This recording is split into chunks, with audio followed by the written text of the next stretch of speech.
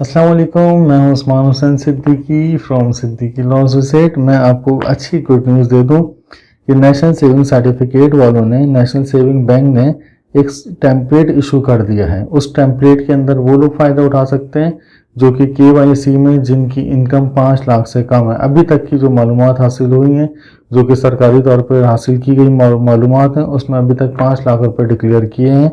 जो टेम्पलेट है उसमें डिक्लेरेशन सोर्स ऑफ इनकम है।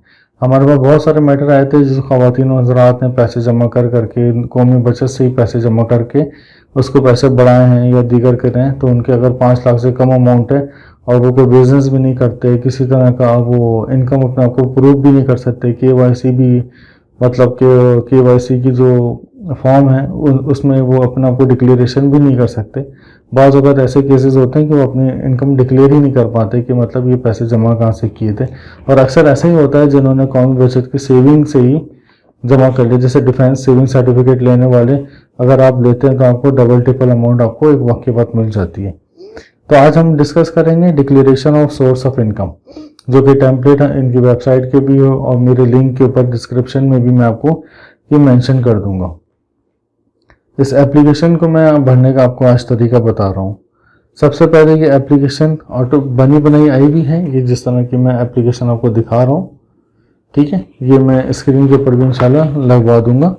तो यह ऑफिस इंचार्ज के नाम पर ये दरख्वास्त बनेगी। जो भी आप जिस भी कंसल्ट पूरे पाकिस्तान में जहाँ पर भी आप कंसल्टेंट ऑफिस है आपका, जो कि नेशनल सेविंग सर्टिफिकेट वालों का ऑफिस है, जहाँ पर भी आपने सेविंग सर्टिफिकेट लिए हैं, तो उसमें सबसे पहले आपने उसके नीचे उसमें अपने नाम मेंशन करना है। जहाँ पर office in charge national saving certificate उसके नीचे लाइन लगी होगी। तो आपने अगर DHA में है तो DHA, अगर पंजाब में है तो इस्लामाबाद में है तो आपने, और जैसे KPK में है और बलूचिस्तान में तो आपने अपने जो कंसर्न ब्रांच है तो उसको आपने मेंशन करना है। सबसे पहले आई, उसके बाद अपना नाम लिखना है उस्मान हुसैन सिद्दीकी, उसके बाद सन ऑफ लिखना है, अपना नाम लिखना है, अपने वालिद का नाम लिखना है। आपने सबसे पहले आपने अपना नाम लिखना है, उसके बाद सन ऑफ अपने वालिद का नाम, कोई वाइफ ऑफ जो खवातीन हैं जिनके शौहर हैं तो वाइफ ऑफ आ जाएगा उनका, और जो विडोज खवातीन है तो उसमें WO के ऊपर सेलेक्ट करेंगे। अगर गार्डियन का ये कस्टोडियन का मामला है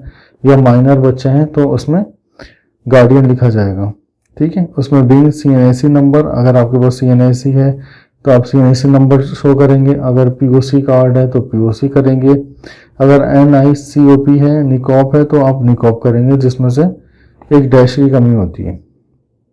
उसके बाद रेजिडेंटल एड्रेस है, अपना अपने एड्रेस मेंशन कर देना है, जो आपका करंट एड्रेस है उसको आपने मेंशन करना है। Hereby solemn declare that the source of income, उसके बाद आपने सोर्स ऑफ इनकम जिस तरह आपने लिख देनी है 5 लाख रुपए।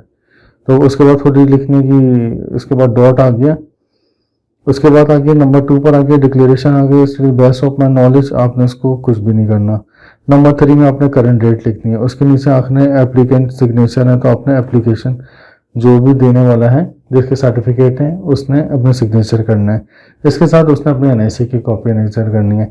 अच्छा, उसके बाद इंडोर्समेंट कौन करेगा? आपका कोई रेलिवेंट इंसान करेगा। मतलब आप अपने पेरेंट्स से करवा सकते हैं, अपने भाई बहनों से भी करवा सकते हैं, जो इंडोर्स कर दे कि आपकी इनकम सेफ एंड साउंड है, कोई मतलब नेगेटिव जरा से आपने पैसे कमाए हुए नहीं है, तो वो अपने आप को डिक्लेयर करेगा। वो अपना एफिडेविट मतलब वो इनडायरेक्टली तौर पे अपना हल्फनामा वो जमा करवा रहा है। उसमें लिखा जाएगा आई, उसका नाम लिखा जाएगा, उसके फादर का नाम लिखा जाएगा, उसके बाद उसके पासपोर्ट नंबर लिखा जाएगा, फिर रेजिडेंट ऑफ उसका एज पर NIC जो उसका रेजिडेंशियल एड्रेस होगा तो आपने उसको मेंशन कर देना है। उसमें इसका बेसिकली ये लिखा हुआ है I declare that the person know the applicant, उसका फिर CNAC वो लिखा, वो बता रहा है कि मैं इसको एप्लीकेंट को जानता हूँ और ये मेरा CNAC नंबर है, तो CNAC नंबर मेंशन करेगा। और ये उसके बाद ये स्टेटमेंट दे रहा है कि ये जो एप्लीकेंट है बिल्कुल सच बोल रहा है। उसके बाद वो अपने साइन करेगा। उसके बाद कॉलम नंबर 4 है, उसमें ऑफिस इंचार्ज अगर मुनासिब समझेगा, अगर उसको लगेगा कि ये बिल्कुल मुनासिब ज़राया है, मतलब आपके सर्टिफिकेट बहुत पुराने हैं या तो रोलिंग ऑफ हुए हुए हैं, मतलब कई सालों से लोगों के चल रहे हैं, तो वो उसी वक्त उसको अप्रूव कर देगा। इसके मुताबिक अगर आपको डिक्लेरेशन हासिल करना हो तो मेरे लिंक बॉक्स में भी रखा हुआ है और इनकी सेविंग की वेबसाइट से भी जाके ले सकते हैं और बासूरत दीगर और इनकी ब्रांच से भी आप लेकर आ सकते हैं। और जो भरने का तरीक़ेकार है इसको मैं फिर से बता दूं, एक आपने अपना शनाख्ती कार्ड रखना है, ایک جو آپ کی گواہی دے گا، آپ نے اس کا شناختی کارڈ رکھنا ہے اور اس کو لے کے جانا ہے. یہ دونوں لوگ چلے جائیں برانچ میں، انشاءاللہ اسی وقت یہ آپ کا مسئلہ حل ہو جائے گا. تو اس کو پھر KYC بھرنے کی ضرورت نہیں ہوگی. اور اسی طرح اگر آپ کو اس کے متعلق کوئی سوال جواب ہو تو میرے براہ راست میرے نمبر پہ بھی رابطہ کر سکتے ہیں.